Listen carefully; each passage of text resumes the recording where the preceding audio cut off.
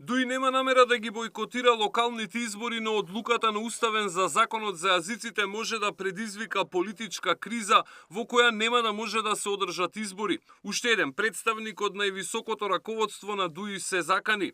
Секако ќе дојде до политичка криза ако се чепне во законот за јазиците. Ние не сме најавиле никаков бойкот. Ние секогаш сме биле и сме спремни за избори. Изјавата на Беџети е ретерирање од позициите на Ахмети, кој во Липково рече дека нема да дозволат да се постават гласачки кутии на денот на изборите. Променетата реторика на Дуи доаѓа на ден по информацијата дека Уставниот суд добил јасна поддршка од САД да одлучува ослободен од притисоци во пресрет на подготвителната седница за законот за јазици закажана за 20 март.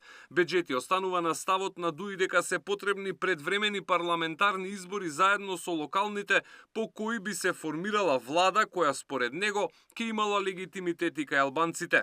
Во македонскиот политички блок ваквите закани на Дуи не предизвикаа вознемиреност. И Мицкоски и Филипче му порача на Ахмети дека веќе не е фактор на политичката сцена и дека за враќање на власт ќе биде неопходно внатрепартиско пречистување и реформи.